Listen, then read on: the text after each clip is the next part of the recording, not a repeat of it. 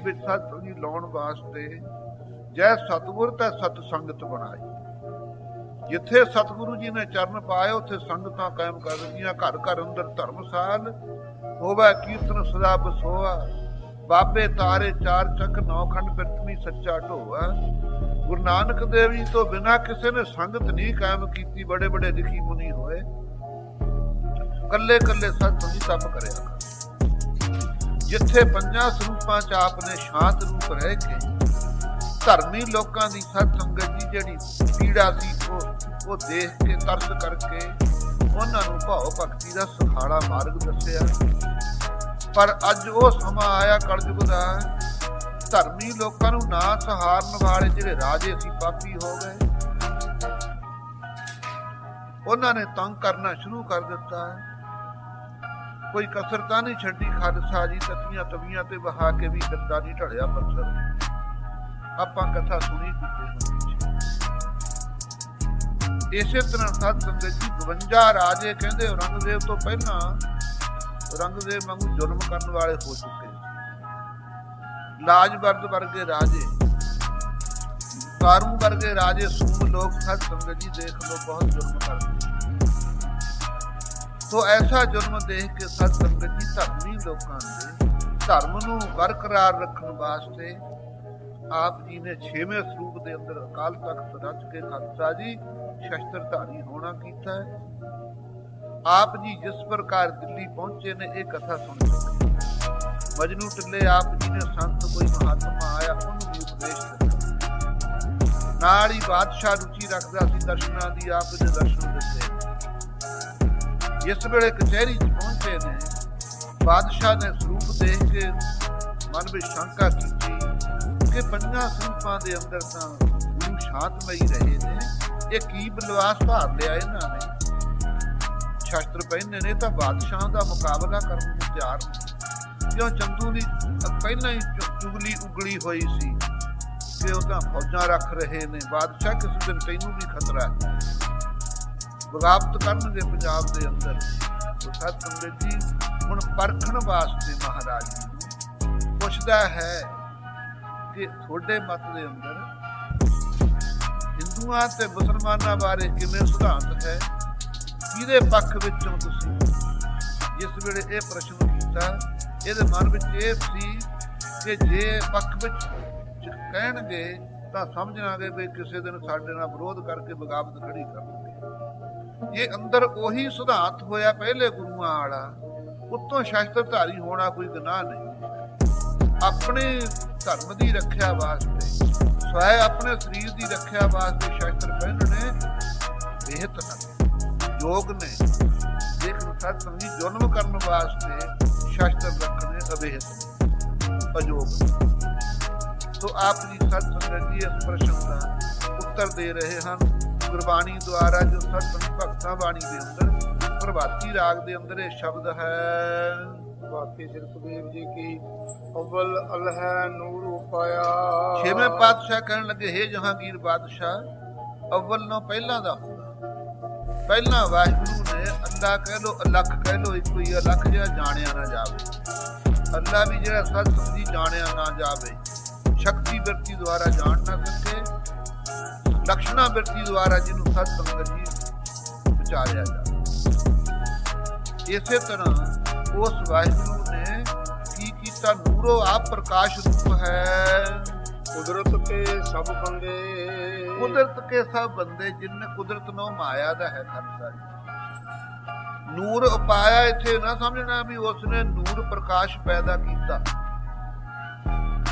प्रकाश रूप तो आप ही है। सत संगत जी दीवा चानन पैदा नहीं करता। जे दीवे नूं आपां लोहे दा जां मिट्टी दा मन लईए, ਉਹ ਹੁੰਦੀ ਦਾ ਠੂਠੀ ਆ ਦੀਵਾ ਕਹੀ ਜਾਂਦੇ। ਅਸਲ ਦੀਵਾ ਸਤ ਸੰਗਤ ਦੀ ਲਾਟ ਦਾ ਨੂੰ ਜਿਹੜੀ ਤੁਹਾਨੂੰ ਜਾਂਦੀ ਉਹ ਤਾਂ ਆਪ ਪ੍ਰਕਾਸ਼ ਰੂਪ ਹੈ। ਉਹਨੇ ਪ੍ਰਕਾਸ਼ ਪੈਦਾ ਥੋੜ੍ਹਾ ਕਹਾਂ ਕਰਨਾ ਸੀ। ਇਸ ਤਰ੍ਹਾਂ ਬ੍ਰਹਮ ਜਿਹੜਾ ਵਾਹਿਗੁਰੂ ਉਹ ਪ੍ਰਕਾਸ਼ ਰੂਪ ਹੈ, ਸਤ ਚੇਤਨ ਆਨੰਦ ਸਰੂਪ। ऐसा जो अकाल पुरख अंतर्यामी है उसने सत की कुदरत कहिए माया द्वारा आ उपाया सारा संसार पैदा। ਜਿਵੇਂ ਮਾਤਾ ਪਿਤਾ ਤੋਂ ਬਿਨਾਂ ਬਾਲਕ ਦੀ ਉਤਪਤੀ ਨਹੀਂ, ਇਸ ਤਰ੍ਹਾਂ ਮਾਇਆ ਸਬਲ ਹੋ ਕੇ ਪਰਮੇਸ਼ਰ ਨੇ ਸ੍ਰਿਸ਼ਟੀ ਰਚੀ ਹੈ। ਫਿਰ ਉਹਨਾਂ ਦਾ ਸੰਬੰਧ ਕਿਵੇਂ ਹੈ ਅਤੇ ਆਪ ਜੀ ਦੱਸਦੇ ਹਨ, ਇਹ ਪਰਮੇਸ਼ਰ ਨੇ ਆਪਣੇ ਪ੍ਰਕਾਸ਼ ਦੁਆਰਾ ਮਾਇਆ ਦੇ ਅੰਦਰ ਆਪਣਾ ਪ੍ਰਕਾਸ਼ ਪਾਇਆ, ਔਰ ਸਾਰੇ ਸਤ ਸੰਗਤ ਜਿਤਨੇ ਬੰਦੇ ਨੇ ਜੀਵ ਨੇ ਇਹ ਕੁਦਰਤ ਮਾਇਆ ਨੇ ਪੈਦਾ ਕਰ ਦਿੱਤੇ। ਏਕ ਨੂਰ ਤੇ ਸਭ ਜਗ ਉਪਜਿਆ। ਗੁਰੂ ਹਰਗੋਬਿੰਦ ਸਾਹਿਬ ਜੀ ਕਹਿੰਦੇ, ਪਾਤਸ਼ਾਹ ਇਹ ਰੰਗ ਦੇ ਜਹਾਂਗੀਰ ਗੁਰਮਤ ਸਿਧਾਂਤ ਇਹ ਕਹਿੰਦਾ ਕਿ ਇੱਕੇ ਵਾਹਿਗੁਰੂ ਦੀ ਚੇਤਨ ਕਲਾ ਤੋਂ ਪ੍ਰਕਾਸ਼ ਤੋਂ ਸਾਰੇ ਸੰਸਾਰ ਦੀ ਉਤਪਤੀ ਹੋਈ ਹੈ। ਕੌਣ ਭਲੇ ਕੋ ਮੰਦੇ, ਕਿਹਨੂੰ ਚੰਗਾ ਕਹਿ ਦਈਏ ਕਿਹਨੂੰ ਮੰਦਾ ਕਹਿ ਦਈਏ, ਸਾਰੇ ਇੱਕੋ ਜਿਹੀ ਹਨ। ਲੋਗਾ ਭਰਮ ਨਾ ਭੁੱਲੋ ਭਾਈ। ਇਹ ਸੰਸਾਰੀ ਲੋਕੋ ਭਰਮ ਵਿੱਚ ਨਾ ਕਦੇ ਵੀ ਭੁੱਲਿਓ, ਭ੍ਰਾਂਤੀ ਨਾ ਕਰਿਓ। ਖਾਲਕ ਖਲਕ ਖਲਕ ਮਹਿ ਖਾਲਕ। ਇਹ ਬਾਦਸ਼ਾਹ ਤੈਨੂੰ ਵੀ ਅਸੀਂ ਕਹਿੰਦੇ ਹਾਂ। ਕਬੀਰ ਸਾਹਿਬ ਨੇ ਵੀ ਗੁਰਬਾਣੀ 'ਚ ਬੁਲੰਦ ਆਵਾਜ਼ ਨਾਲ ਕਿਹਾ, ਇਹ ਕਾਂਸੀ ਦੇ ਲੋਕੋ, ਇਹ ਧਾਰਮਿਕ ਪ੍ਰਣਾਲੀ ਦੇ ਰੁਚੀ ਰੱਖਣ ਵਾਲੇ ਪ੍ਰੇਮੀਓ, ਖਲਕ ਵਿੱਚ ਰਹਿੰਦਾ ਹੈ। ਖਲਕਤ ਨੂੰ ਖਲਕ ਦੀ ਪਰਜਾ ਦਾ ਹੈ, ਖਾਲਕ ਪਰਜਾ ਦੇ ਮਾਲਕ ਦਾ ਹੈ। ਪਰਜਾ ਪਰਮੇਸ਼ਰ ਵਿੱਚ ਹੈ, ਪਰਮੇਸ਼ਰ ਪਰਜਾ ਵਿੱਚ ਹੈ। ਪੋਤ ਹੈ, ਜਿਵੇਂ ਤਾਣੇ ਪੇਟੇ 'ਚ ਦੋਨਾਂ 'ਚ ਸਤ ਸੰਗੀ ਧਾਗਾ ਹੈ। ਪੂਰ ਰਿਓ ਸਭ ਥਾਈ, ਸਾਰੇ ਵਿਆਪਕ ਹੋ ਰਿਹਾ ਖਾਲਸਾ ਜੀ। ਇਹ ਦੇਖੋ ਫਿਰ ਜਗਤ ਵਿੱਚ ਵਾਹਿਗੁਰੂ ਕਿਵੇਂ ਹੈ, ਮਾਇਆ 'ਚ, ਮਾਇਆ ਪਰਮੇਸ਼ਰ 'ਚ ਕਿਵੇਂ ਹੈ। ਜੇ ਆਪਾਂ ਮੱਕੀ ਦੇ ਕਣਕ ਨੂੰ ਮੇਲ ਦਈਏ, ਦੋ ਚੀਜ਼ਾਂ ਨੂੰ ਮੇਲ ਦਈਏ, ਭਾਵੇਂ ਉਹ ਅੱਡ ਅੱਡ ਦਿਸਣਗੀਆਂ, ਭਾਵੇਂ ਇਕੱਠੀਆਂ ਕਰ ਦਈਏ। ਇਸੇ ਤਰ੍ਹਾਂ ਸਤ ਸੰਗੀ ਮਾਇਆ ਤੇ ਬ੍ਰਹਮ ਦਾ ਤਾਂ ਬਹੁਤ ਫਰਕ ਹੈ। ਆਪਸ ਵਿੱਚ ਬਹੁਤ ਸਾਰੇ ਇਹਦੇ ਲੱਛਣ ਮਿਲਦੇ ਵੀ ਨੇ। ਅਨਾਦਿ ਬ੍ਰਹਮ ਹੈ, ਉਹਦਾ ਆਦਿ ਕੋਈ ਨਹੀਂ, ਔਰ ਮਾਇਆ ਵੀ ਅਨਾਦਿ ਹੈ, ਉਹਦਾ ਆਦਿ ਕੋਈ ਨਹੀਂ। ਲੇਕਿਨ ਮਾਇਆ ਅਸਤ ਜੜ ਦੁੱਖ ਰੂਪ ਹੈ, ਬ੍ਰਹਮ ਸਤ ਚੇਤਨ ਆਨੰਦ ਸਰੂਪ। ਬਿਲਕੁਲ ਸਤ ਸੰਗਤ ਜੀ ਵਿਪਰਜੇ ਆਪੋਜ਼ਿਟ। ਭਾਵ ਕਿ ਮਾਇਆ ਬ੍ਰਹਮ ਦੇ ਆਸਰੇ ਔਰ ਬ੍ਰਹਮ ਮਾਇਆ ਦੇ ਆਸਰੇ ਨੇ। ਉਹ ਅਧਿਸ਼ਠਾਨ ਹੋ ਕਰਕੇ ਵਿੱਚ ਰਲ ਰਿਹਾ ਹੈ, ਉਹ ਕਲਪਤ ਹੋ ਕਰਕੇ ਰਲ ਰਹੀ ਹੈ। ਇੱਥੇ ਸਤ ਸੰਗਤ ਸ਼ੰਕਾ ਵੀ ਹੈ ਕਿ ਜੇ ਮਾਇਆ ਚਿੰਬੜਦੀ ਪਰਮੇਸ਼ਰ ਦੇ ਨਾਲ ਤਾਂ ਬਕਾਰੀ ਹੋ ਜੂ। ਪਰਮੇਸ਼ਰ ਤੋਂ ਨਿਰਵਕਾਰ ਹੈ।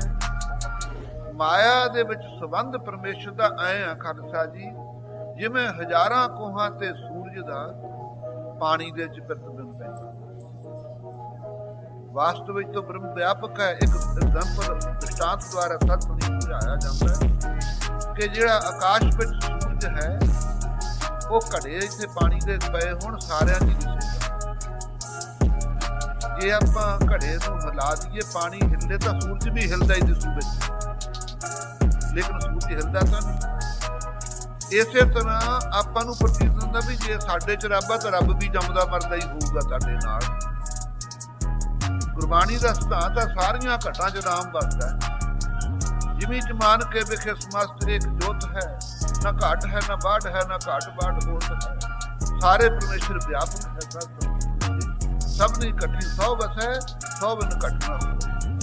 ਲੇਕਿਨ ਜਿਵੇਂ ਸੂਰਜ ਹਿਲਦਾ ਨਹੀਂ, ਪ੍ਰਤੀਤ ਹੁੰਦਾ ਖਾਲਸਾ ਜੀ ਉਹਦੇ ਘੜੇ ਦੇ ਅੰਦਰ, ਲੇਕਿਨ ਸੂਰਜ ਦਾ ਅਕਸ਼ ਉਹਦੇ ਵਿੱਚ ਜਿਹੜਾ ਪੈ ਰਿਹਾ ਹੈ ਉਹਨੂੰ ਪ੍ਰਤਿਬਿੰਬ ਕਹਿੰਦੇ। ਇਸੇ ਤਰ੍ਹਾਂ ਸਤ ਸੰਗੀ ਬ੍ਰਹਮ ਦਾ ਪ੍ਰਤਿਬਿੰਬ ਪੈ ਰਿਹਾ ਮਾਇਆ ਦੇ ਅੰਦਰ। ਉਹਦੇ ਆਸਰੇ ਸਤ ਸੰਗਤ ਜੀ ਇਹ ਮਾਇਆ ਪ੍ਰਤਿਬਿੰਬ ਦੇ ਆਸਰੇ ਆ ਸਾਰੇ ਸੰਸਾਰ ਨੂੰ ਰਚ ਲੈਂਦੀ ਹੈ, ਚਾਰੇ ਖਾਣੀਆਂ ਨੂੰ। ਤਾਂ ਕਹਿੰਦੇ ਹੈ ਕਿ ਮਾਇਆ ਉਹਦੇ 'ਚ ਕਲਪਤ ਹੈ, ਬ੍ਰਹਮ ਉਹਦਾ ਅਧਿਸ਼ਠਾਨ ਹੈ। ਮਾਇਆ ਦਾ ਦੋਨੋਂ ਮਿਲ ਰਹੇ ਨੇ। ਰਹਾਉ ਸਥਾਈ ਦੇ ਕੇ ਕਹਿੰਦੇ ਨੇ, ਮਾਟੀ ਏਕ ਅਨੇਕ ਭਾਂਤ ਕਰ। ਹੋਰ ਦ੍ਰਿਸ਼ਟਾਂਤ ਦਿੰਦੇ ਇਹ ਜਹਾਂਗੀਰ, ਮਿੱਟੀ ਇੱਕ ਹੁੰਦੀ ਹੈ, ਅਨੇਕਾਂ ਤਰ੍ਹਾਂ ਦੇ ਭਾਂਡੇ ਘੁਮਾਰ ਸਾਜ ਦਿੰਦਾ। ਸਾਜੀ ਸਾਜਨ ਹਾਰੈ। ਸਾਜਣ ਵਾਲੇ ਪਰਮੇਸ਼ਰ ਦੇ ਸਤ ਸੰਗਤ ਜੀ ਮਿੱਟੀ ਦੇਖ ਲਓ ਇੱਕੋ ਹੀ ਬਣਾਈ ਹੈ, ਇਹਦੇ ਭਾਂਡੇ ਅਨੇਕਾਂ ਸੱਜਦੇ ਨੇ, ਨਾ ਕਛ ਪੋਚ ਮਾਟੀ ਕੇ ਭਾਂਡੇ। ਕੋਈ ਕਮੀ ਨਹੀਂ, ਮਿੱਟੀ ਦੇ ਭਾਂਡੇ ਵਿੱਚ ਮਿੱਟੀ ਦਾ ਰੂਪ ਹੀ ਹੁੰਦਾ ਨਾ ਕਛ ਪੋਚ ਕੁੰਭਾਰੈ। ਔਰ ਕੁਮਹਾਰ ਵਿੱਚ ਵੀ ਕੋਈ ਨਿਊਣਤਾ ਹੀ ਨਹੀਂ, ਭਾਂਡਾ ਮੁਕੰਮਲ ਬਣਾਉਂਦਾ ਹੈ। ਇਸੇ ਤਰ੍ਹਾਂ ਵਾਹਿਗੁਰੂ ਸਤ ਦੀ ਕੁਮਹਾਰ ਦੀ ਨਿਆਈ, ਉਹਦੇ ਵਿੱਚ ਵੀ ਕੋਈ ਘਾਟ ਨਹੀਂ, ਸਾਰੀ ਸ੍ਰਿਸ਼ਟੀ ਰਚੀ ਹੈ ਤਾਂ ਕੋਈ ਘਾਟ ਨਹੀਂ ਛੱਡੀ। ਸਾਰੀ ਸਤ ਦੀ ਸ੍ਰਿਸ਼ਟੀ ਵਿੱਚ ਵੀ ਕੋਈ ਉੱਤਮ ਨੀਚ ਨਹੀਂ, ਸਾਰੇ ਸਤ ਦੀ ਪੰਜਾਂ ਤੱਤਾਂ ਦੀਆਂ ਦੇਹਾਂ ਬਣੀਆਂ ਹੋਈਆਂ। ਸਭ ਮਹਿ ਸੱਚਾ ਏਕੋ ਸੋਈ। ਇਹ ਜਹਾਂਗੀਰ ਤੈਨੂੰ ਮੁਸਲਮਾਨ ਤੇ ਹਿੰਦੂ ਦਾ ਵਿਤਕਰਾ ਫੁਰਦਾ ਮਨ ਦੇ ਅੰਦਰ, ਸਾਰੇ ਇੱਕੋ ਹੀ ਪਰਮੇਸ਼ਰ ਹੈ। ਕਿਸ ਕਾ ਕੀਆ ਸਭ ਕਛ ਹੋਈ। ਉਹਦਾ ਵਾਹਿਗੁਰੂ ਦਾ ਕੀਤਾ ਹੋਇਆ ਪਿੱਛੇ ਹੁੰਦਾ ਸੀ, ਹੁਣ ਹੋ ਰਿਹਾ ਅੱਗੇ ਨੂੰ ਹੋਵੇਗਾ। ਹੁਕਮ ਪਛਾਨੈ ਸੋ ਏਕੋ ਜਾਣੈ। ਜਿਹੜਾ ਵਾਹਿਗੁਰੂ ਦੇ ਹੁਕਮ ਨੂੰ ਪਛਾਣਦਾ ਨਾ, ਚਾਹੇ ਮੁਸਲਮਾਨ ਆ ਚਾਹੇ ਹਿੰਦੂ, ਉਹ ਇੱਕ ਅਦਵੈਤ ਨੂੰ ਬ੍ਰਹਮ ਨੂੰ ਜਾਣਦਾ ਹੈ। ਬੰਦਾ ਕਹੀਐ ਸੋਈ। ਉਸੇ ਨੂੰ ਹੀ ਬੰਦੋ ਹੋਏ ਬੰਦਗੀ ਕਹੈ, ਜਿਹੜਾ ਬੰਦਗੀ ਕਰਦਾ ਉਹਦਾ ਨਾਮ ਬੰਦਾ ਹੈ। ਨਹੀਂ ਤਾਂ ਭਾਈ ਇਹ ਗੰਦਾ ਮਿੱਟੀ ਦਾ ਗੁਸਲਾ ਦੇਖ ਲਓ, ਅੰਦਰ ਕਿੰਨੀ ਗੰਦਗੀ ਹੈ।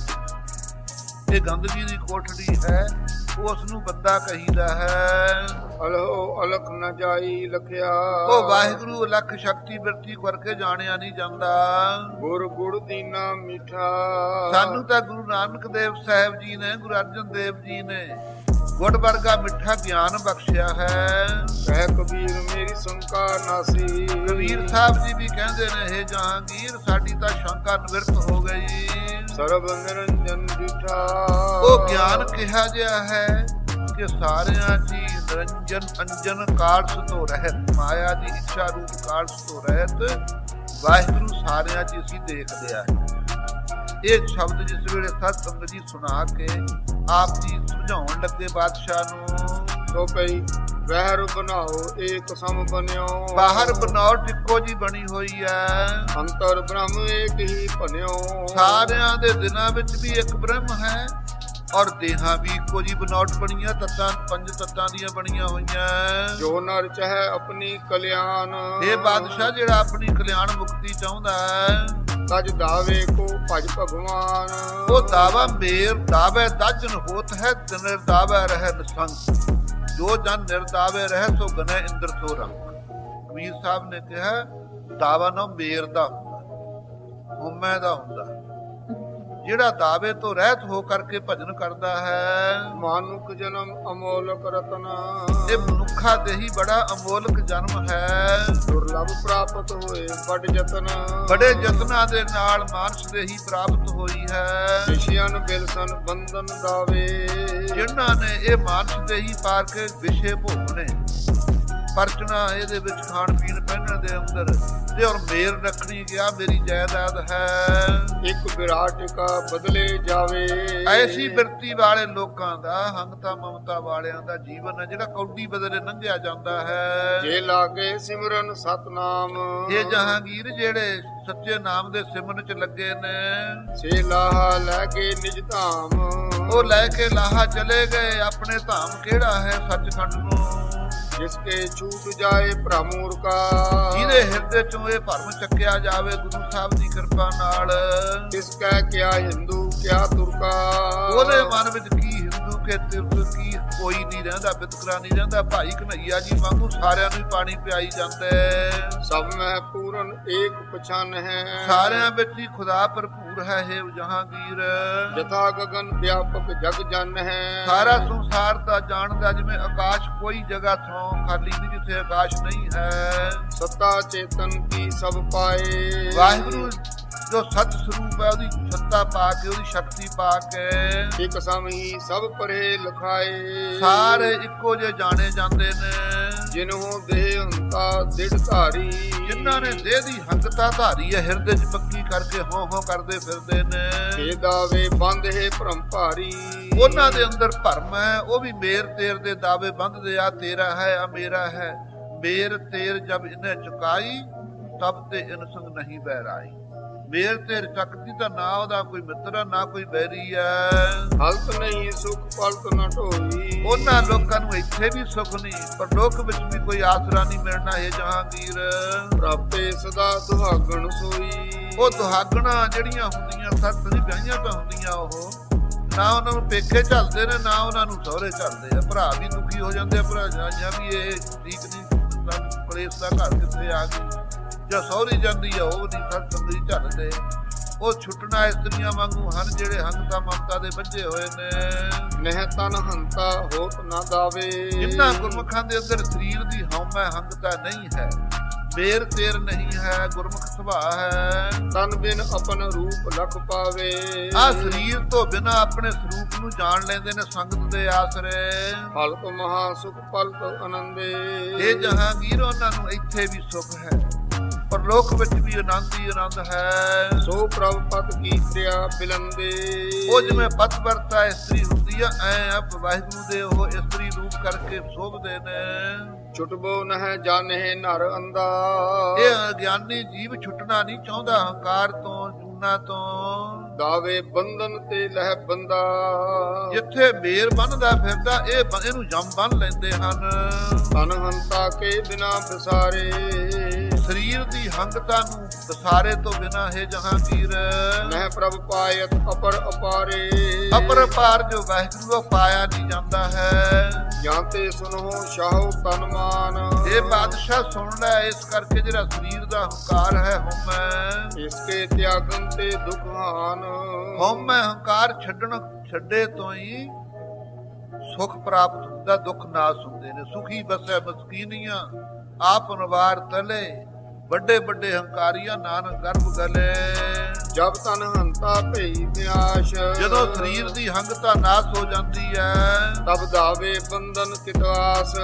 ਫਿਰ ਹੋਰ ਕੀ ਮੇਰ ਕਰਨੀ ਜੇ ਸਰੀਰ ਦਾ ਹੰਕਾਰ ਹੀ ਨਹੀਂ ਛੱਡ ਦਿੱਤਾ। ਸੁਨ ਹਜ਼ਰਤ ਨੇ ਹਿਰਦੇ ਵਿਚਾਰਾ, ਖਾਲਸਾ ਜੀ ਐਸੇ ਅਮੋਲਕ ਬਚਨ ਸੁਣ ਕੇ ਹਰਗੋਬਿੰਦ ਸਾਹਿਬ ਜੀ ਰਸਨਾ ਤੋਂ ਬਾਦਸ਼ਾਹ ਦਾ ਸੋਚੀ ਪੈ ਗਿਆ, ਲੱਗਿਆ ਹਿਰਦੇ 'ਚ ਵਿਚਾਰ ਕਰਨ। ਮੇਓ ਬੇਸ ਇੱਕ ਬਾਹਰ ਧਾਰਾ, ਜਿਹੜੀ ਸ਼ੰਕਾ ਸੀ ਸਭ ਉੱਡ ਗਈ ਜ਼ਰੂ ਦੇ ਫੰਬੇ ਵਾਂਗੂ।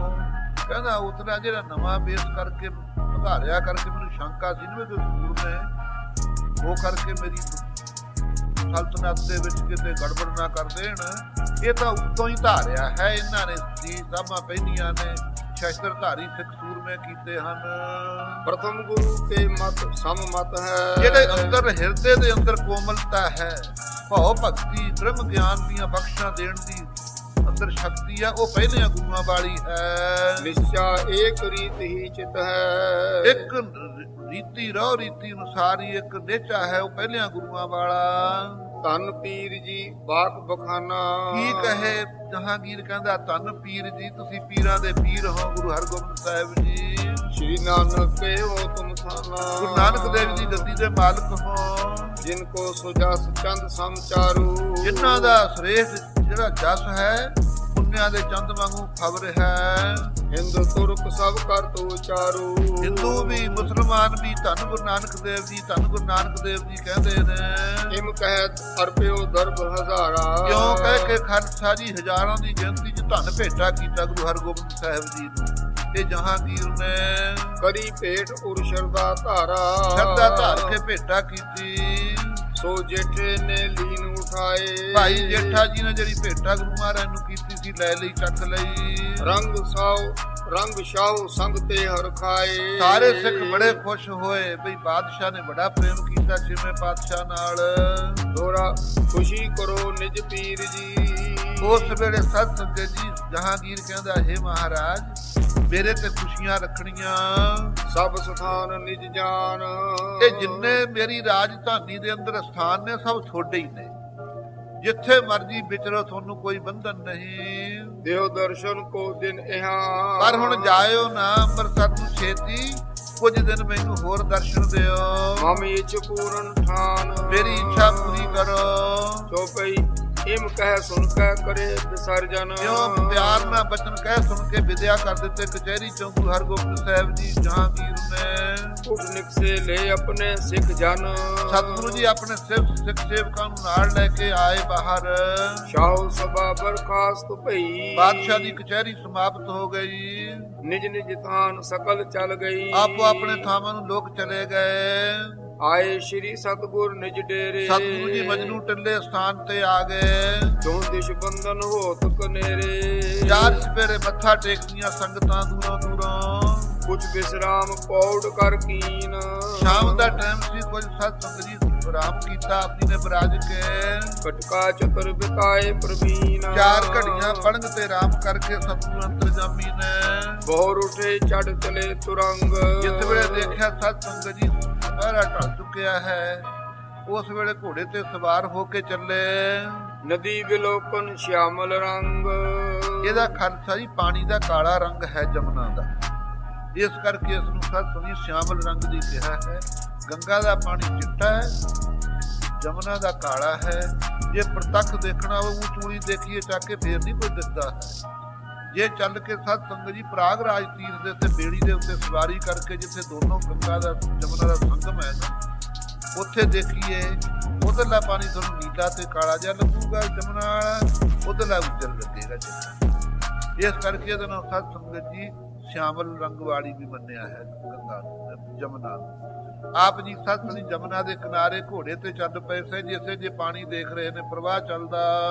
ਤੀਰ ਤੀਰ ਗਮਨੇ ਗੁਰ ਧੀਰ। ਕਿਨਾਰੇ ਕਿਨਾਰੇ ਜਾ ਰਹੇ ਨੇ ਧੀਰਜ ਵਾਲੇ ਸਤਿਗੁਰੂ ਜੀ। ਫੇਰਤ ਬਿਮਲ ਪ੍ਰਵਾਹਤ ਨੀਰ। ਬਹੁਤ ਹੀ ਉੱਜਲ ਪ੍ਰਵਾਹ ਚੱਲਦਾ ਚੱਲਦਾ ਦੇਖਦੇ ਨੇ। ਦੂਰ ਇਕਾਂਤ ਥਾਨ ਬਹੁਤ ਸੁੰਦਰ। ਮਜਨੂ ਟਿੱਲੇ ਤੋਂ ਬਹੁਤ ਦੂਰ ਚਲੇ ਗਏ ਜਮਨਾ ਦੇ ਕਿਨਾਰੇ ਕਿਨਾਰੇ ਸੋਹਣੇ ਥਾਂ। ਉਤਰ ਪਰੇ ਤਹਿ ਸ਼੍ਰੀ ਗੁਣ ਮੰਦਰ। ਉਹਨਾਂ ਦੇ ਘਰ ਸਤਿਗੁਰੂ ਜੀ ਘੋੜੇ ਤੋਂ ਉਤਰੇ।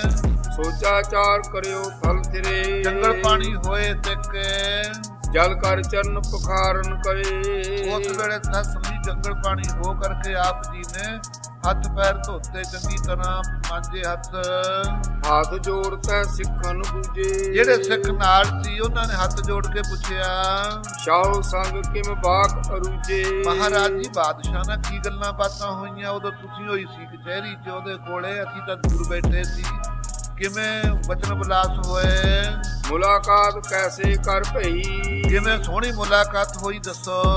ਪੂਰਵ ਆਏ ਕੀਨ ਅਬ ਨਹੀਂ। ਪਹਿਲਾਂ ਆ ਕੇ ਤੁਸੀਂ ਨਵੇਂ ਹੀ ਮਿਲੇ ਹੋ ਬਾਦਸ਼ਾਹ ਨੂੰ। ਰਹੇ ਪ੍ਰਸੰਨ ਕੇ ਨਹਿ ਦਿਸ਼ ਦੋ। ਦੋਨਾਂ ਪਾਸਿਆਂ ਤੋਂ ਪ੍ਰਸੰਨਤਾ ਰਹੀ ਕਿ ਕੋਈ ਮਹਾਰਾਜ ਫਰਕ ਤਾਂ ਨਹੀਂ ਪਿਆ। ਚਾਰੀ ਕਰਤ ਰਹਿਓ ਸਠ ਜੋ। ਸਾਨੂੰ ਉਹ ਸ਼ੰਕਾ ਮੂਰਖ ਚੰਦੂ ਚੁਗਲੀ ਕਰਦਾ ਰਿਹਾ ਜਹਾਂਗੀਰ ਕੋਲੇ, ਗੁਰੂ ਘਰ ਦੇ ਉਲਟ ਬੋਲਦਾ ਸੀ। ਨਿਜ ਪ੍ਰਿਯ ਜਾਨ ਦਾਸ ਸਿੱਖ ਸਾਰੇ। ਆਪਣੇ ਪਿਆਰੇ ਜਾਨ ਨਾਲੋਂ ਖਾਲਸਾ ਜੀ ਪਿਆਰੇ ਸਮਝ ਕਰਕੇ ਸਿੱਖਾਂ ਨੂੰ ਸਤਿਗੁਰੂ ਜੀ ਦੱਸਦੇ ਨੇ ਛੇਵੇਂ ਪਾਤਸ਼ਾਹ। ਮਿਲੇ ਜਥਾ ਸੋ ਪ੍ਰਸੰਗ ਉਚਾਰੇ। ਜਿਸ ਪ੍ਰਕਾਰ ਮਿਲੇ ਬਾਦਸ਼ਾਹ ਨੂੰ ਸਭ ਦੱਸ ਦਿੱਤਾ। ਨਹੀਂ ਸ਼ਾਹੋ ਕੇਰ ਦੇ ਕੁਟਾਈ। ਮਹਾਰਾਜ ਕਹਿੰਦੇ ਹੇ ਸਿੱਖੋ, ਬਾਦਸ਼ਾਹ ਦੇ ਮਨ ਵਿੱਚ ਇਸ ਵੇਲੇ ਕੋਈ ਖੁਟਿਆਈ ਨਹੀਂ। ਸਾਦਰ ਮਧੁਰੀ ਗਿਰਾ ਅਲਾਈ। ਸਤਿਕਾਰ ਨਾਲ ਸਾਡੇ ਨਾਲ ਬੜੇ ਪਿਆਰ ਦੇ ਬਚਨ ਕੀਤੇ ਨੇ। ਹਿੰਦੂ ਤੁਰਕ ਬਾਦ ਕੀ ਗਾਥਾ। ਇੰਨੀ ਕਥਾ ਜ਼ਰੂਰ ਪੁੱਛੀ ਹੈ ਵੀ ਤੁਸੀਂ ਹਿੰਦੂਆਂ ਨੂੰ ਚੰਗੇ ਸਮਝਦੇ, ਮੁਸਲਮਾਨਾਂ ਨੂੰ ਪੂਜਤ ਰਹਿਓ ਹਮਾਰੇ ਸਾਥਾ।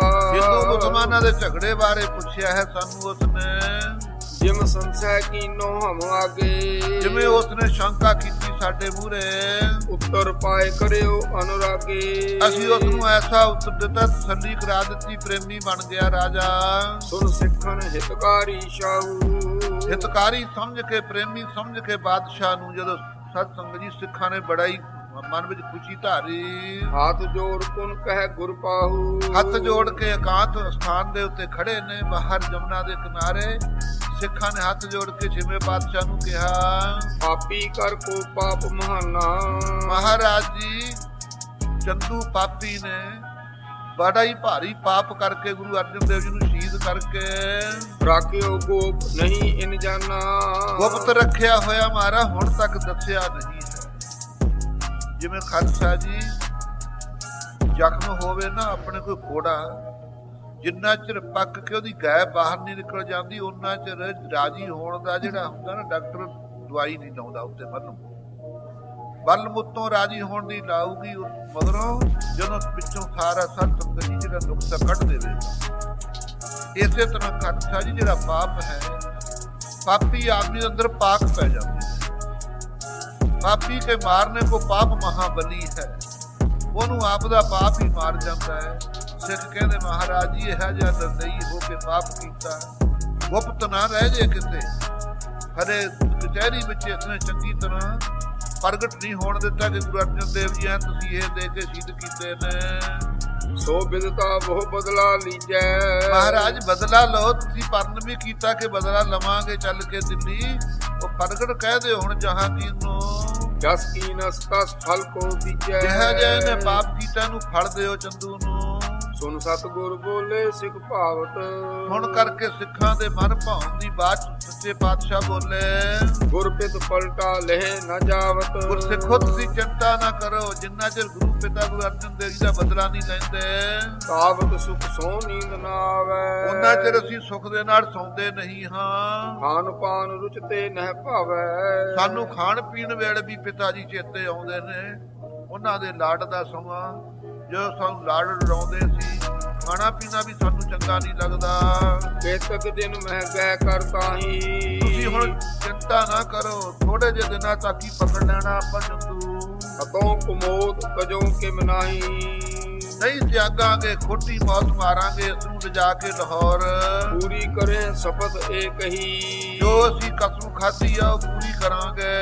ਗੁਰ ਦੋਖੀ ਉਬਰਹਿ ਅਬ ਨਹੀਂ। ਗੁਰੂ ਘਰ ਦੇ ਦੋਖੀ ਪਾਪੀ ਈਰਖਾ ਕਰਨ ਵਾਲੇ ਬਚਨਾ ਨਹੀਂ ਪਾਉਣਗੇ। ਇਸ ਪ੍ਰਕਾਰ ਕਰ ਬਚਨ ਬਿਲਾਸ। ਜੋ ਸਿੱਖਾਂ ਨੇ ਬਚਨ ਕਰਕੇ ਸੱਚ ਦੀ ਇਕਾਂਤ ਵਿੱਚ ਚਾਹੇ ਦੁਸ਼ਟ ਕੋ ਕਰਬੋ ਨਾਸ਼। ਚਾਹੁੰਦੇ ਨੇ ਪਾਪੀ ਚੰਦੂ ਨੂੰ ਮਾਰਨਾ। ਚੜ ਤੁਰੰਗ ਪਰ ਢੇਰੇ ਆਏ। ਬਾਹਰੋਂ ਖਾਲਸਾਈ ਖੇਡੇ ਮੱਲੇ ਕਰਦੇ ਹੋਏ ਜੋ ਘੋੜੇ ਤੇ ਚੜ ਕੇ ਆ ਗਏ ਮਜਨੂ ਢਿੱਲੇ। ਖਾਨ ਪਾਨ ਕਰ ਨਿਸਾ ਬਿਤਾਏ। ਛੱਤ ਛਕਾ ਕਰਕੇ ਰਾਤ ਬਤੀਤ ਕੀਤੀ। ਹੋਰ ਸ਼ਾਉ ਜਬ ਯਾਦ ਕਰੰਤਾ। ਫਿਰ ਜਦੋਂ ਵੀ ਬਾਦਸ਼ਾਹ ਚੇਤੇ ਕਰਦਾ, ਬੇਨਤੀ ਕਰਦਾ, ਮਾਰਾ ਮੈਨੂੰ ਦਰਸ਼ਨ ਦਿਓ। ਟਿਗ ਹਕਾਰ ਗੁਰ ਦਰਸ਼ਨ ਹੰਤਾ। ਸਤਿਗੁਰਾਂ ਨੂੰ ਬੁਲਾ ਕੇ ਦਰਸ਼ਨ ਕਰਦਾ ਸੀ ਜਹਾਂਗੀਰ। ਛੱਡ ਸ਼ਿਕਾਰ ਕੋ ਵਹਿਰ ਸਿਧਾਵੈ। ਇਹਨੂੰ ਪਤਾ ਲੱਗ ਗਿਆ ਜਹਾਂਗੀਰ ਨੂੰ ਕਿ ਗੁਰੂ ਹਰਗੋਬਿੰਦ ਸਾਹਿਬ ਜੀ ਸ਼ਿਕਾਰ ਚੜ ਕੇ ਜਾਂਦੇ ਨੇ ਬਾਹਰ। ਬੜੇ ਝੀਲ ਫਿਰ ਬਾਹਰ ਆਵੈ। ਬਹੁਤ ਵੱਡੇ ਵੱਡੇ ਮੇਲਿਆਂ 'ਚ ਜੰਗਲ ਦੇ ਵਿੱਚ ਫਿਰ ਕੇ ਆਉਂਦੇ ਨੇ। ਕਹੀ ਸ਼ਾ ਕੋ ਸੁਧ ਗੁਰ ਕੇਰੀ। ਜਦੋਂ ਇਹ ਖਬਰ ਹੋਈ ਗੁਰੂ ਹਰਗੋਬਿੰਦ ਸਾਹਿਬ ਦੇ ਸ਼ਿਕਾਰ ਖੇਡਣ ਦੀ ਬਾਦਸ਼ਾਹ ਨੂੰ, ਖਿਲਤ ਅਖੇਰ ਬ੍ਰਿਤੀ ਬਹੁ ਤੇਰੀ। ਕਿ ਸਤਿਗੁਰੂ ਜੀ ਬੜੀ ਸੁਚੱਜੀ ਢੰਗ ਦੇ ਨਾਲ, ਬੜੀ ਜੁਗਤੀ ਦੇ ਨਾਲ ਸ਼ਿਕਾਰ ਖੇਡਦੇ ਨੇ। ਇੱਕ ਦਿਨ ਲੈ ਕਰ ਆਪਣੇ ਸੰਗ। ਇੱਕ ਦਿਨ ਬੇਨਤੀ ਕੀਤੀ, ਮਹਾਰਾਜ ਮੇਰੇ ਨਾਲ ਵੀ ਚੱਲੋ, ਆਪਾਂ ਇਕੱਠੇ ਚੱਲੀਏ ਸ਼ਿਕਾਰ ਖੇਡਣ। ਜਹਾਂਗੀਰ ਨੇ ਬੇਨਤੀ ਕੀਤੀ। ਗਏ ਸ਼ਿਕਾਰ ਅਰੂੜ ਤੁਰੰਗ। ਘੋੜਿਆਂ ਤੇ ਸਵਾਰ ਗੁਰੂ ਹਰਗੋਬਿੰਦ ਸਾਹਿਬ ਜੀ ਸੂਰਮਿਆਂ ਦੇ ਸਮੇਤ ਨੇ ਸ਼ਿਕਾਰ ਖੇਡਣ ਗਏ। ਮੀਰ ਸ਼ਿਕਾਰਨ ਸ਼ਿਕਰੇ ਲੀਨ। ਜਿਹੜੇ ਸ਼ਿਕਾਰੀਆਂ ਦੇ ਸੱਤ ਜੀ ਟੋਲੇ ਹੁੰਦੇ, ਉਹਨਾਂ ਦੇ ਅਫਸਰ ਉਹਨਾਂ ਮੀਰ ਸ਼ਿਕਾਰੀ ਕਿਹਾ ਜਾਂਦਾ ਸੀ ਅੱਗੇ। ਉਹਨਾਂ ਨੂੰ ਨਾਲ ਲੈ ਲਿਆ ਬਾਦਸ਼ਾਹ ਨੇ ਵੀ। ਜੁਰ ਰੇ ਬਾਜਰੋ ਸੁਹਾਨ ਕੋਹੀਨ। ਇਹ ਖਾਲਸਾ ਜੀ ਸ਼ਿਕਰਾ ਹੋਇਆ ਛੋਟੀ ਨਸਲ ਦਾ ਬਾਜ ਹੁੰਦਾ ਹੈ। ਬਾਜਾਂ ਦੀਆਂ ਕਈ ਕਿਸਮਾਂ ਨੇ, ਪੂੰਝਾਂ ਹੋਈਆਂ, ਤਰਮਚੀਆਂ ਆਦਿਕ। ਇਹ ਜਾਨਵਰ ਪਾਲੇ ਜਾਂਦੇ ਨੇ ਸ਼ਿਕਾਰ ਖੇਡਣ ਵਾਸਤੇ ਦੂਸਰੇ ਜਾਨਵਰਾਂ ਦਾ। ਗਨ ਗਡੀਰ ਨੇ ਪਰ ਹੈ ਚੀਤੇ। ਔਰ ਚਿਤਰੇ ਵੀ ਪਾਲੇ ਜਾਂਦੇ ਨੇ ਸਤ ਸੰਗੀ ਸ਼ਿਕਾਰ ਖੇਡਣ ਵਾਸਤੇ। ਉਹ ਗਡੀਰਿਆਂ ਤੇ ਲੱਦੇ ਹੋਏ ਹਨ। ਕਾਨਨ ਗਮਨੇ ਮ੍ਰਿਗ ਭੈ ਪੀਤੇ। ਬਾਦਸ਼ਾਹ ਜਹਾਂਗੀਰ ਨਾਲ ਹੈ, ਇਹਦੇ ਵੀ ਵੀਰ ਸ਼ਿਕਾਰੀ ਸੂਰਮੇ ਨਾਲ ਹਨ। ਇਧਰ ਗੁਰਸਿੱਖ ਸੂਰਮਿਆਂ ਦੇ ਸਮੇਤ ਗੁਰੂ ਹਰਗੋਬਿੰਦ ਸਾਹਿਬ ਪਾਤਸ਼ਾਹ ਵੀ ਨਾਲ ਹਨ। ਜੇ ਭੈ ਭੀਤ ਹੋ ਕੇ ਸਤ ਸੰਗੀ ਬੜਾ ਭਿਆਨਕ ਜੰਗਲ ਸੀ, ਉੱਥੇ ਵਿਚਰੇ। ਅਤੇ ਝਪਟ ਤੇ ਲਪਟ ਬਿਹੰਗਾ। ਜਿਹੜੇ ਬਾਜ ਛੱਡ ਕੇ ਸਤ ਸੰਗੀ ਪੰਛੀਆਂ ਨੂੰ ਝਪਟ ਮਾਰ ਕੇ ਉਹਨਾਂ ਨੂੰ ਸ਼ਿਕਾਰ ਕੀਤਾ ਉਹਨਾਂ ਦਾ। ਸ਼ੂਕਰ ਸਸੇ ਚੰਖਾਰ ਕੁਰੰਗਾ। 12 ਸੰਗੇ ਇਸ ਤਾਂ ਮਿਰਗ ਸੂਰ ਸਹੇ ਬਹੁਤ ਮਾਰੇ। ਕੋਤਕ ਪੰਤੇ ਮਾਰ ਗਿਰਾਏ। ਕਈ ਗੋਲੀਆਂ ਦੇ ਨਿਸ਼ਾਨੇ ਲਾ ਕੇ ਮਾਰੇ। ਉਹ ਤੀਰਨ ਤਲਵਾਰਨ ਘਾਏ। ਕਈ ਤਲਵਾਰਾਂ ਨਾਲ ਮਾਰਦੇ, ਘੋੜੇ ਨਠਾ ਕੇ, ਕਈ ਤੀਰਾਂ ਨਾਲ। ਪਾਡੇ ਘੇਰ ਘੇਰ ਗੁਰ ਮਾਰੇ। ਘੇਰ ਕੇ ਗੁਰੂ ਸਾਹਿਬ ਨੇ ਪਾੜੇ ਬਹੁਤ ਸਤ ਸੰਗਤ ਜੀ ਮਾਰੇ। ਪਾੜਾ ਹੁੰਦਾ ਸੱਤ ਨਹੀਂ, ਮਿਰਗ ਵਰਗਾ ਜਾਨਵਰ ਹੁੰਦਾ, 2 ਫੁੱਟ ਉੱਚਾ ਹੁੰਦਾ, ਬਹੁਤਾ ਮਿਰਗ ਜਿੰਨਾ ਉੱਚਾ ਨਹੀਂ ਹੁੰਦਾ, ਬਹੁਤ ਤੇਜ਼ ਹੁੰਦਾ, ਭੂਰੇ ਰੰਗ ਦਾ, ਨੂੰ ਪਾੜਾ ਕਹਿੰਦੇ ਹਨ। ਕਰ ਲਾਗਵਤਾ ਤੀਰ ਪ੍ਰਹਾਰੇ। ਬੜੀ ਫੁਰਤੀ ਦੇ ਨਾਲ ਮਾਰਾ ਤੀਰ ਚਲਾਉਂਦੇ ਨੇ। ਨਿਜ ਆਗੇ ਕੋ ਜਾਨ ਨਾ ਦਿਓ। ਜਿਹੜਾ ਮੂਹਰ ਦੀ ਲੰਘ ਗਿਆ ਕੋਈ ਸਤ ਸੰਗੀ ਜਾਨਵਰ, ਕੋਈ ਪਸ਼ੂ ਪੰਛੀ ਜਾਣ ਨਹੀਂ ਦਿੱਤਾ। ਦੁਰਕੇਸ਼ੁਰ ਹੇਰਤ ਹਿਤਈਓ। ਬਾਦਸ਼ਾਹ ਮਨ ਦੀ ਰੁਚੀ ਨਾਲ ਦੇਖ ਰਿਹਾ ਸਤ ਸੰਗਤ ਜੀ ਮਹਾਰਾਜ ਦੇ ਧਨ ਤੋਂ ਤੀਰ ਚੱਲਦੇ। ਇਹ ਕਿੰਨੀ ਫੁਰਤੀ ਮਹਾਰਾਜ ਫੁਰਤੀਲੇ ਨੇ, ਫੁਰਤੀ ਕਿੰਨੀ ਹੱਥ ਵਿੱਚ ਹੈ। ਆਯੁਧ ਵਿਦਿਆ ਮਹਿ ਬੜ ਜਾਣੇ, ਜਾਣ ਲੈ ਕੇ ਸ਼ਸਤਰ ਵਿਦਿਆ ਦੇ ਵਿੱਚ ਬੜੇ ਨਿਪੁੰਨ ਹਨ। ਇਹਨਾਂ ਵਰਗਾ ਸ਼ਸਤਰਧਾਰੀ ਕੋਈ ਨਹੀਂ ਹੈ ਮੇਰਾ ਸੂਰਮਾ। ਦੇਖ ਤਮਾਸ਼ੋ ਉਰ ਹਰ ਖਾਨੇ, ਦੇਖ ਕੇ ਸ਼ਿਕਾਰ ਖੇਡਦਿਆਂ ਨੂੰ ਸਤ ਸੰਗੀਏ ਤਮਾਸ਼ਾ ਦੇਖ ਕੇ ਜਹਾਂਗੀਰ ਹੈਰਾਨ ਹੋ ਗਿਆ। ਸੁਨਿਓ ਪ੍ਰਥਮ ਕਿਤ ਕੇ ਹਰ ਬਲੀ, ਸਤ ਸੰਗਤ ਜੀ ਇਸ ਨੇ ਪਹਿਲਾਂ ਆਪ ਦੇ ਮੀਰ ਸ਼ਿਕਾਰੀਆਂ ਤੋਂ ਸੁਣਿਆ ਹੋਇਆ ਸੀ ਕਿ ਇਸ ਜੰਗਲ ਦੇ ਵਿੱਚ ਗਾਹਾਂ ਲੰਘ ਜੀਏ ਤਾਂ ਬੜਾ ਭਿਆਨਕ ਇੱਕ ਸ਼ੇਰ ਹੈ।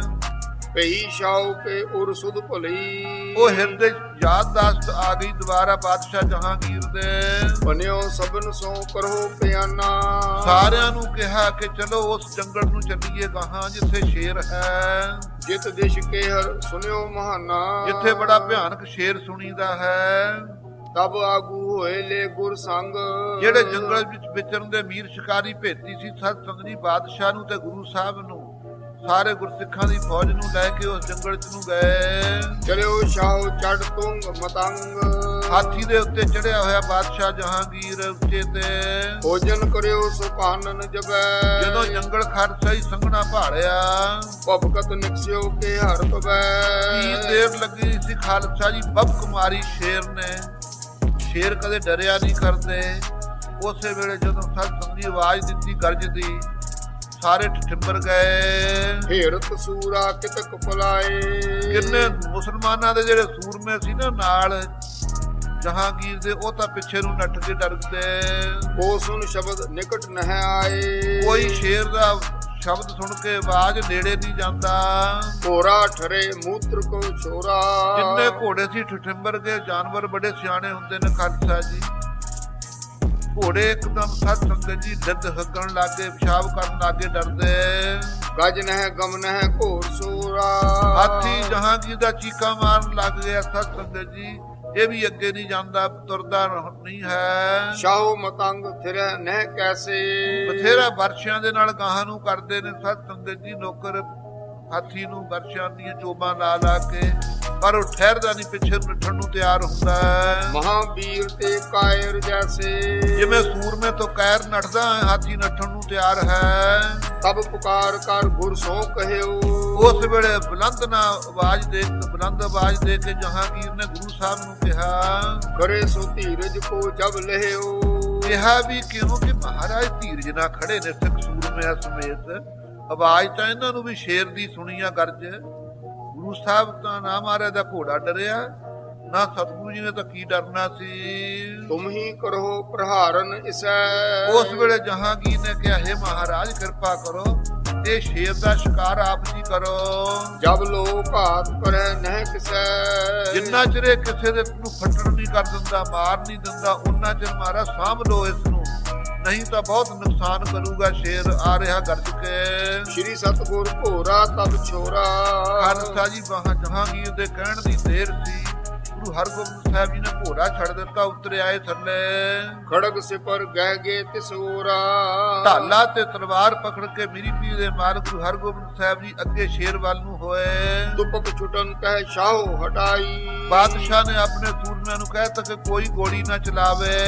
ਦਿਖਨ ਤਮਾਸ਼ੋ ਲਗ ਸਮੁਦਾਈ, ਸਾਰੇ ਦੂਰ ਦੂਰ ਖੜ ਕੇ ਤਮਾਸ਼ਾ ਦੇਖਦੇ ਨੇ ਕਿ ਗੁਰੂ ਹਰਗੋਬਿੰਦ ਸਾਹਿਬ ਪਾਤਸ਼ਾਹ ਅੱਜ ਸ਼ੇਰ ਦਾ ਸ਼ਿਕਾਰ ਖੇਡ ਰਹੇ ਨੇ। ਬਰਿਓ ਬਿਰੇ ਮਹਿ ਕੇਹਰ ਜਹਾਂ, ਜਿੱਥੇ ਬਿੜਾ ਸਤ ਸਮਝੀ ਇੱਕ ਕਿਸਮ ਦਾ ਝਾੜ ਜਿਹਾ ਹੁੰਦਾ, ਉਹਦੇ ਕੰਡੇ ਵੀ ਹੁੰਦੇ ਨੇ ਬੜੇ ਮੋਟੇ ਮੋਟੇ, ਉਹ ਹੁੰਦਾ ਧਰਤੀ ਦੇ ਬਿਸ਼ਮਾਂ ਜਿਹਾ।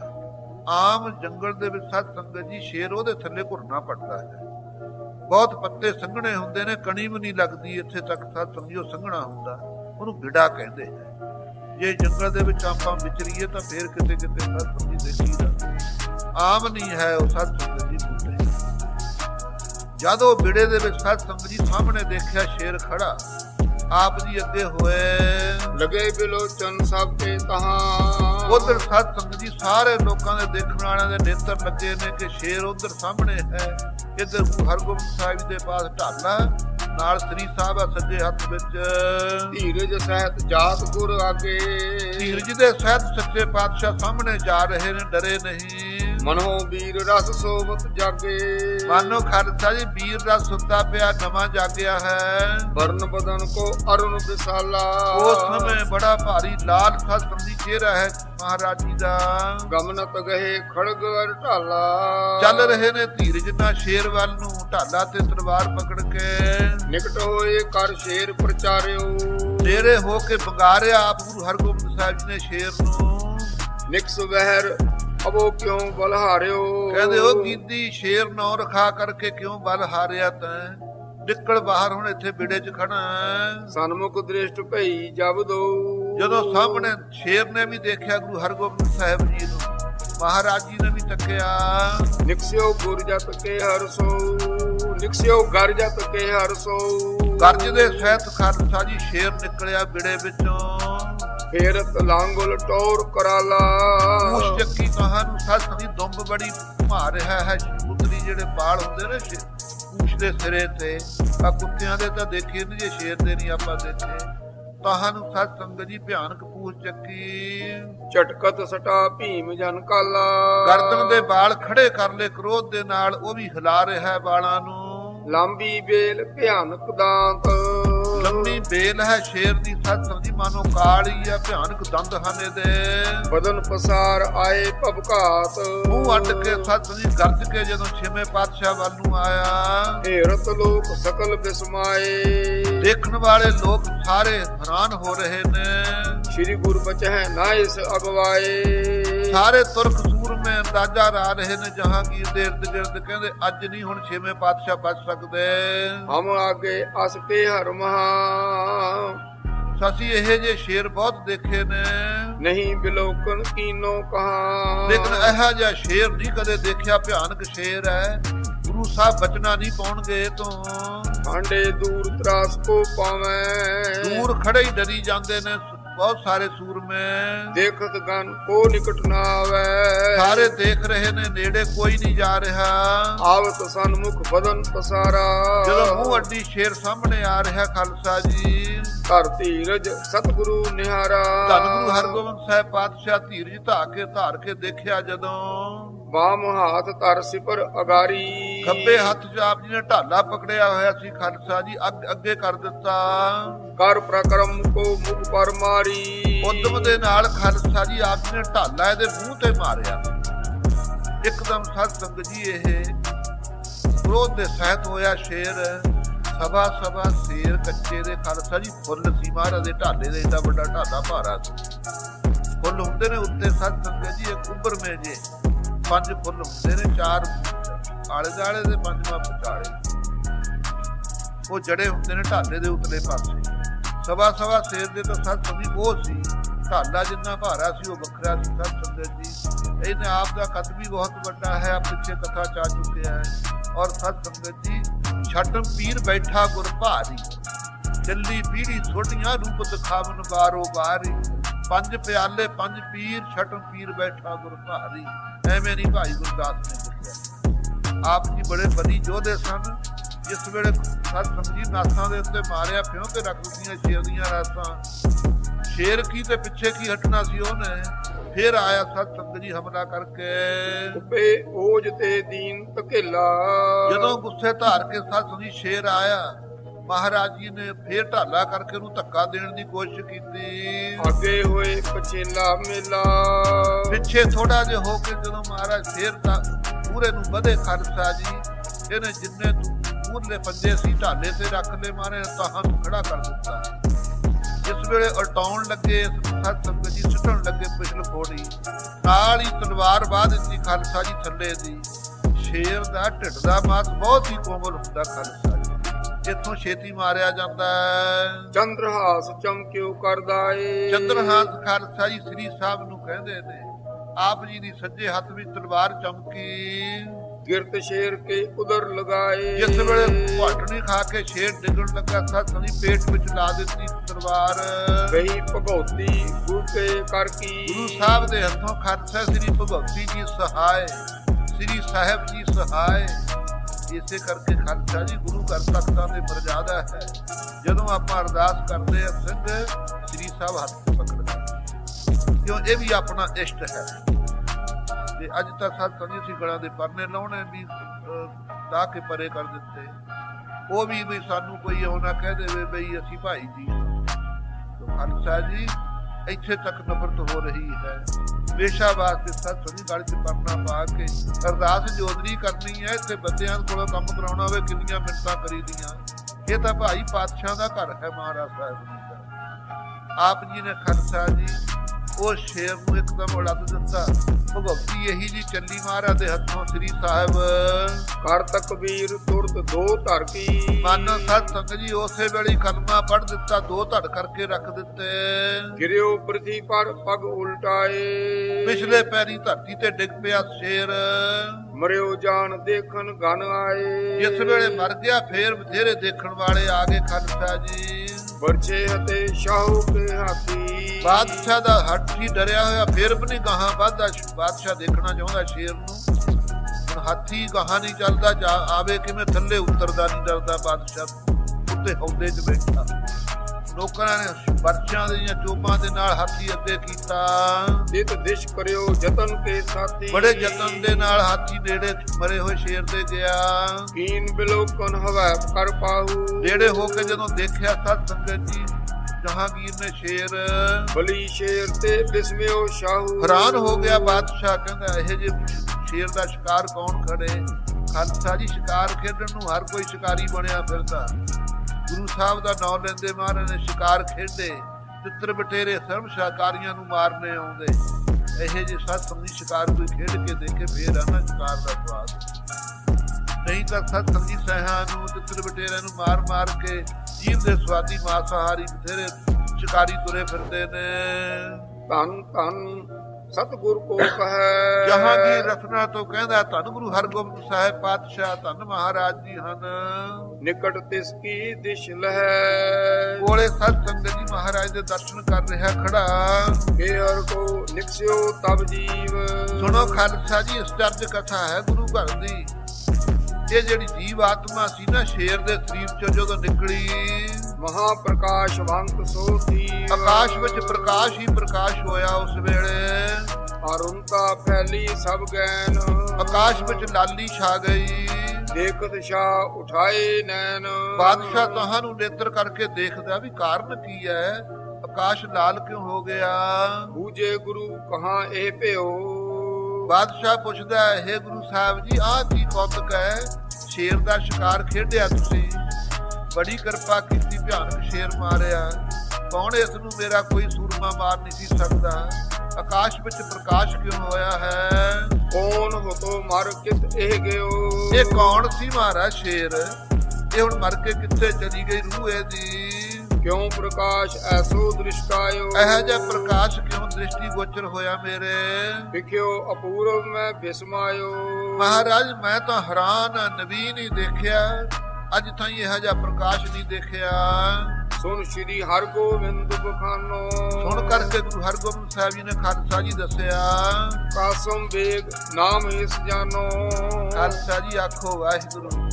ਘਟ ਘਟ ਕੇ ਅੰਤਰ ਕੀ ਜਾਣਤ ਭਲੇ ਬੁਰੇ ਕੀ ਪੀਰ ਪਛਾਨਤ। ਮਾਰੇ ਕਦੇ ਜਹਾਂਗੀਰ ਇਹ ਕਾਸਮ ਬੇਗ ਸੀ ਪਹਿਲਾਂ। ਤੁਮ ਹਕਾਰ ਕੈ ਪੂਜਨ ਕੀਜੈ।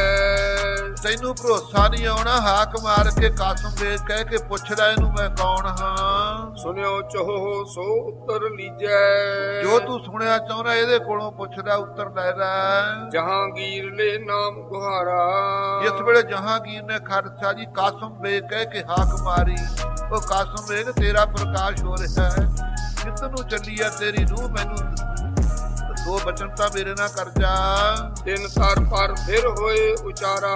ਉਸ ਸ਼ੇਰ ਦੀ ਰੂਹ ਨੇ ਖਾਲਸਾ ਜੀ ਬਿਰਛ ਤੇ ਟਿਕ ਕੇ ਆਵਾਜ਼ ਦਿੱਤੀ। ਪੂਰਵ ਜਨਮ ਹੋਤੋ ਨਰ ਤਨ ਮੈਂ। ਇਹ ਜਹਾਂਗੀਰ ਸੁਣ ਲੈ, ਪਹਿਲੇ ਜਨਮ ਚ ਮੈਂ ਆਦਮੀ ਸੀ। ਅਬ ਕੇ ਹਰ ਹੋਏ ਬਾਸੋਂ ਬਨ ਮੈਂ। ਅੱਜ ਦੂਜੀ ਜੂਨ ਮੈਨੂੰ ਸ਼ੇਰ ਦੀ ਪ੍ਰਾਪਤ ਹੋਈ, ਜੰਗਲ ਚ ਵਸ ਰਿਹਾ ਸੀ। ਬਾਦਸ਼ਾਹ ਅਕਬਰ ਤੁਬਤਾਤ। ਤੇਰਾ ਪਿਤਾ ਅਕਬਰ ਬਾਦਸ਼ਾਹ ਸੀ, ਤੂੰ ਭੁੱਲਿਆ ਨਹੀਂ ਹੋਇਆ। ਲਗਤ ਕਬੀਲੇ ਮੈਂ ਤਿਸ ਭਰਾਤ। ਮੈਂ ਖਾਨਦਾਨ ਵਿੱਚੋਂ ਅਕਬਰ ਦਾ ਭਰਾ ਲੱਗਦਾ ਹੀ, ਤੇਰਾ ਚਾਚਾ ਹਾਂ। ਇੱਕ ਦਿਨ ਅਮਰਦਾਸ ਗੁਰਪਾਸ। ਲੈ ਤੈਨੂੰ ਦੱਸਾਂ ਸ਼ੇਰ ਜੂਨੀ ਮੈਨੂੰ ਕਿਵੇਂ ਹੋਈ। ਜਦੋਂ ਗੁਰੂ ਅਮਰਦਾਸ ਸਾਹਿਬ ਜੀ ਦੇ ਚਰਨੀ ਗਿਆ ਨਾ, ਤੇਰਾ ਪਿਤਾ ਅਕਬਰ ਮੈਂ ਨਾਲ ਸੀ। ਗੋਂਦਵਾਲ ਸਾਹਿਬ ਗਿਆ। ਜਬੀ ਬਾਉਲੀ ਕਾ ਕੜ ਟੂਟਾ ਤਵੀ ਚਤੌੜ ਛੂਟਾ। ਇਹ ਬਰਫ ਜਿਸ ਵੇਲੇ ਮਹਾਰਾਜ ਦੇ ਬਚਨ ਪੂਰੇ ਹੋਏ, ਬਾਦਸ਼ਾਹ ਰਿਣੀ ਸਮਝ ਕੇ ਆਪਣੇ ਆਪ ਨੂੰ 84 ਪਿੰਡਾਂ ਦਾ ਪਟਾ ਦੇਣ ਵਾਸਤੇ ਭੇਟਾ ਗੋਂਦਵਾਲ ਸਾਹਿਬ ਪਹੁੰਚਿਆ ਸੀ। ਉਸ ਵੇਲੇ ਮੈਂ ਅਕਬਰ ਦੇ ਨਾਲ ਸੀ। ਗਿਓ ਸ਼ਾਹੂ ਕਰ ਦਰਸ਼ਨ ਆਸ। ਜਾ ਕੇ ਜਦੋਂ ਬਾਦਸ਼ਾਹ ਨੇ ਦਰਸ਼ਨ ਕੀਤੇ ਆਸਾ ਧਾਰ ਕੇ ਗੁਰੂ ਅਮਰਦਾਸ ਜੀ ਦੇ, ਉਤੋਂ ਸੰਗ ਮੈਂ ਦੇਖ ਰਿਸ ਛਾਈ। ਮੈਂ ਨਾਲ ਸੀ ਲੇਕਿਨ ਤਵਸ ਵੀ ਮੁਸਲਮਾਨ ਪੱਕਾ ਸੀ। ਮੇਰੇ ਮਨ 'ਚ ਬੜਾ ਗੁੱਸਾ ਆਇਆ। ਕਿਆ ਪੂਜਨ ਹਿੰਦੂ ਟਿਕ ਜਾਈ। ਇਹ ਹਿੰਦੂਆਂ ਦੇ ਗੁਰੂ ਨੂੰ ਕੀ ਲੋੜ ਸੀ ਦਿੱਲੀੋਂ ਚੱਲ ਕੇ ਜਾਂ ਪੂਜਣ ਦੀ ਜਾਣ ਦੀ ਉੱਥੇ ਗੋਂਦਵਾਲ ਸਾਹਿਬ। ਅਕਬਰ ਦਾ ਕਹਿੰਦੇ ਦਿਮਾਗ ਨਹੀਂ ਠੀਕ, ਐ ਕਹਿੰਦਾ ਮੈਂ ਤਰਕ ਕੀਤੀ, ਚਲਿਓ ਨਹੀਂ ਮੇਰੋ ਕੁਛ ਚਾਰਾ। ਪਰ ਮੇਰਾ ਉੱਥੇ ਜ਼ੋਰ ਨਹੀਂ ਕੋਈ ਚੱਲਿਆ ਹੈ ਅਕਬਰ ਦੇ ਮੂਹਰੇ। ਮੁਕਤੇ ਬਹੁ ਅਪਵਾਦ ਉਚਾਰਾ। ਪਰ ਮੈਂ ਮੂੰਹੋਂ ਨਿੰਦਿਆ ਬੜੀ ਕੀਤੀ ਗੁਰੂ ਅਮਰਦਾਸ ਸਾਹਿਬ ਜੀ ਦੀ। ਨਰਨ ਸੁਨਾਏ ਨਿੰਦ ਮੈਂ ਕਰੀ। ਆਪ ਦੇ ਸਾਥੀਆਂ ਨੂੰ ਸੁਣਾ ਕੇ ਮੁਸਲਮਾਨਾਂ ਨੂੰ ਗੋਂਦਵਾਲ ਸਾਹਿਬ ਮੈਂ ਅਕਬਰ ਦੇ ਨਾਲ ਸੀ, ਬੜੀ ਵੱਧ ਘੱਟ ਨਿੰਦਿਆ ਕੀਤੀ ਗੁਰੂ ਅਮਰਦਾਸ ਜੀ ਦੀ। ਜਰੀ ਨਾ ਗੁਰ ਕੀਰਤ ਮਤ ਜਰੀ। ਮੈਂ ਸਹਾਰ ਨਹੀਂ ਸਕਿਆ, ਮੇਰੀ ਬੁੱਧੀ ਈਰਖਾ ਦੇ ਨਾਲ ਸੜ ਗਈ। ਨਿਸਮਹਿ ਡੇਰਾ ਗੋਇੰਦਵਾਲ। ਰਾਤ ਨੂੰ ਉੱਥੇ ਹੀ ਰਹੇ ਗੋਂਦਵਾਲ। ਉਠਿਓ ਅਚਾਨਕ ਸੂਲ ਵਿਸਾਲ। ਅਚਨ ਚੇਤ ਹੈ ਜਾਂ ਮੇਰੇ ਪੇਟ ਦੇ ਵਿੱਚ ਮੈਂ ਕੱਚਾ ਮਾਸ ਖਾ ਬੈਠਾ। ਪੇਟ ਦੀ ਦਰਦ ਹੋਇਆ। ਖਾਣੇ ਵਿਖੇ ਮਾਸ ਰਹਿ ਕੱਚਾ। ਖਾਣੇ ਵਿੱਚ ਕੱਚਾ ਮਾਸ ਰਹਿ ਗਿਆ ਕਿਤੇ। ਖਾਇਓ ਮੈਂ ਸੋ ਉਦਰ ਨਹਿ ਪਾਚਾ। ਉਹ ਮੇਰੇ ਪਚਿਆ ਨਾ, ਰਾਤ ਨੂੰ ਦਰਦ ਹੁੰਦਾ ਰਿਹਾ। ਗੁਰ ਅਰ ਮਾਸ ਚਿਤਵਨਾ ਚਿਤ ਮੈਂ। ਰਾਤ ਨੂੰ ਨੀਂਦ ਤਾਂ ਦਰਦ ਕਰਕੇ ਨਾ ਆਈ, ਨਾਲੇ ਮਾਸ ਚੇਤੇ ਕਰਦਾ ਵੀ ਮਾਸ ਕੱਚਾ ਖਾ ਬੈਠਾ, ਦਰਦ ਮੇਰੇ ਹੋ ਰਿਹਾ, ਐ ਚਿਤਵਦਾ ਰਿਹਾ। ਨਾਲੇ ਗੁਰੂ ਕੀ ਨਿੰਦਿਆ ਕਰਦਾ ਰਿਹਾ। ਨਿੰਦਿਆ ਵਿੱਚ ਵੀ ਚਿਤਵਣਾ ਹੀ ਪੈਂਦਾ। ਜਾਂ ਆਦਮੀ ਬੈਰੀ ਨੂੰ ਚਿਤਵਦਾ ਜਾਂ ਮਿੱਤਰ ਨੂੰ, ਹੋਰ ਤਾਂ ਕਿਸੇ ਨੂੰ ਚਿਤਵਦਾ ਹੀ ਨਹੀਂ। ਬੈਰੀ ਦਾ ਵੀ ਹਰ ਵੇਲੇ ਧਿਆਨ ਰੱਖਦਾ ਵੀ ਇਧਰੋਂ ਨਾ ਆ ਜੇ, ਇਧਰੋਂ ਨਾ ਆ ਜੇ, ਮੈਨੂੰ ਮਾਰ ਨਾ ਦੇਵੇ। ਔਰ ਮਿੱਤਰ ਦਾ ਵੀ ਧਿਆਨ ਰੱਖਦਾ ਵੀ ਹੁਣੇ ਹੀ ਆ ਜਾਵੇ, ਹੁਣੇ ਹੀ ਆ ਜੇ, ਉਹਦੇ ਵੀ ਚਿਤਵਦਾ ਰਹਿੰਦਾ। ਕਹਿੰਦਾ ਗੁਰੂ ਅਮਰਦਾਸ ਜੀ ਨੂੰ ਵੀ ਚੇਤੇ ਕਰਦਾ ਰਿਹਾ ਮੈਂ, ਔਰ ਮਾਸ ਕਰਕੇ ਦਰਦ ਹੋ ਰਿਹਾ ਸੀ, ਉਹਨੂੰ ਵੀ ਚਿਤਵਦਾ ਰਿਹਾ। ਦੁੱਖ ਤੇ ਹੋਤ ਪਿਓ ਤਬ ਮ੍ਰਿਤ ਮੈਂ। ਉਹ ਪੀੜਾ ਕਰਕੇ ਮੇਰੀ ਮੌਤ ਹੋ ਗਈ। ਮਾਸ ਦੋਸ਼ ਤੇ ਧੜ ਤਨ ਸ਼ੇਰ। ਉਹ ਮਾਸ ਦੇ ਵਿੱਚ ਧਿਆਨ ਰਹਿਣੇ ਕਰਕੇ ਮੈਨੂੰ ਸ਼ੇਰ ਦੀ ਜੂਨੀ ਭੋਗਣੀ